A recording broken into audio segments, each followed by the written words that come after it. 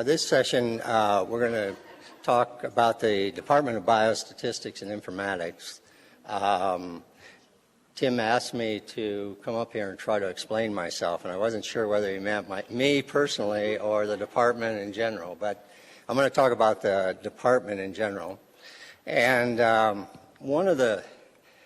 hoping that I can provide a little bit of knowledge and understanding so that you can go back and this knowledge will help you in the care and feeding of your favorite biostatistician. So what I would say about the Department of Biostatisticians and research methodologists are they're a bunch of agnostics.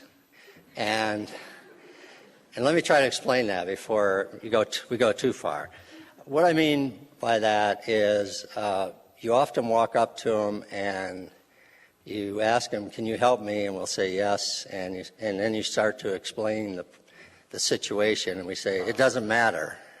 And the reason it doesn't matter is that we're agnostic in multiple domains. And the first domain is in the subject matter or the content. We have some experience and get more as we do our own specific applied research and working with and collaborations. But we don't come with a predefined area of medicine or health or population health embedded or ingrained in our psyche. Our problems and our solutions and our help span the whole spectrum of disease, so we're disease agnostic. Second, we're study design agnostics in the sense that we try to apply or try to improve any study design and try to enforce the best study design to answer the question. And it may start out at a clinical trial or all the way down to case studies, whatever it takes.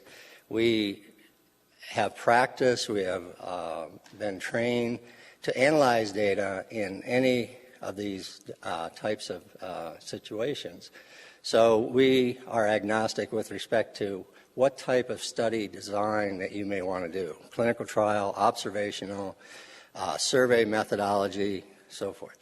There's faculty that have specialties in there. And a third domain that I think we're agnostic in is the domain of the analysis or the analytical problem or the methodology that we need to solve. We are trained across a lot of different methodologies, and as we apply our mathematics skills, as minimal in my case as some of them are, to your problem or problem solving, we try to come up with the strongest methodology, statistical method that will provide or summarize the evidence that is produced in a study. So from that perspective, we vary quite different. We have skills across any content area, across the study designs or across methodologies, whether you're analyzing simple two means or you're looking at multivariate, time series data.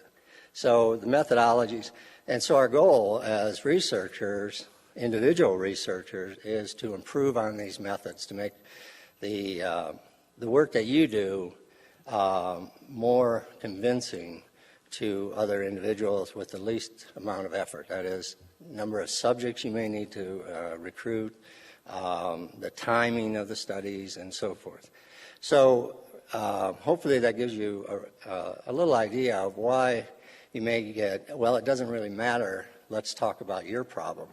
And we do have some people who are specialists in certain content areas and certain study designs, but generally we go across many different kinds and we share information. We work together across different kinds of study.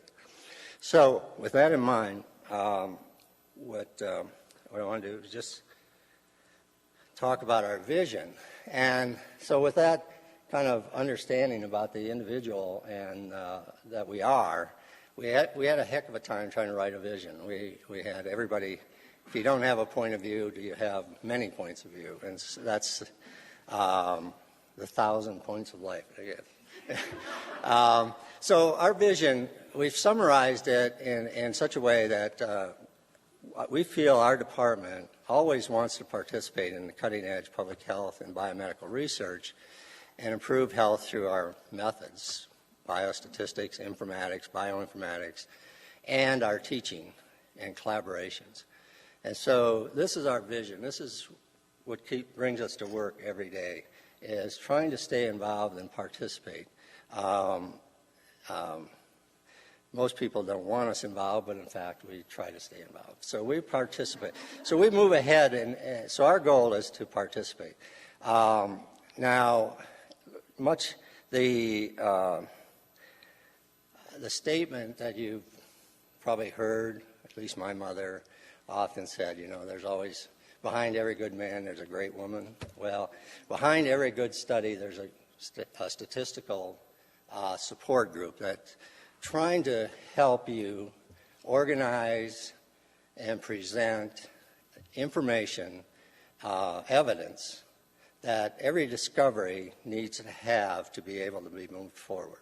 And so our goal is not to develop a discovery per se, it's to compile and synthesize the evidence that we can put together to make that discovery. And it's particularly compelling in the medical field because no discovery gets moved forward without a lot of evidence and a lot of repeated evidence and a replication of that evidence.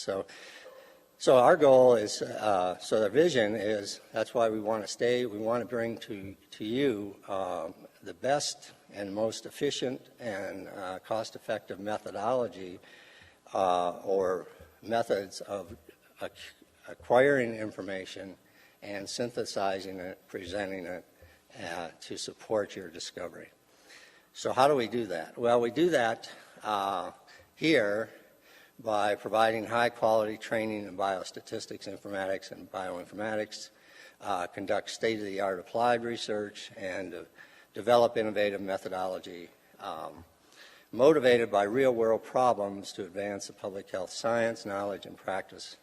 So that's a mouthful, but in fact, we we do all of these, and I'll show in a minute here, next slide, of how this breaks out here. And you'll see in our presentations, we've organized, or we were lucky to get together 3 good presentations that demonstrate how we accomplish our vision, how we'll get to our vision through our mission. The presentations one is by a student working on a PhD, one by a master's student who is working on a real problem in HIV and needed some assistance, a methodological tweak to a study and analysis plan. And then a third is a faculty individual doing individual research in the area of a clinical trial, trying to show optimal stopping rules and how interacting with clinical trials and how you may be able to make them more efficient. So the three examples that we have pulled together for this session, hopefully will show you our teaching, how the teaching and training aspect is, how the interaction with the real life, and how our research methods have gone. So here's our 3 pillars, the standard pillars in medicine and educate is education, research, and service. And on this campus, we're kind of unique. There's not very many academic health sciences that have the education component like we do with the PhD and master's program. The most biostatistics units on campus will be involved in their own individual research as well as collaborative research.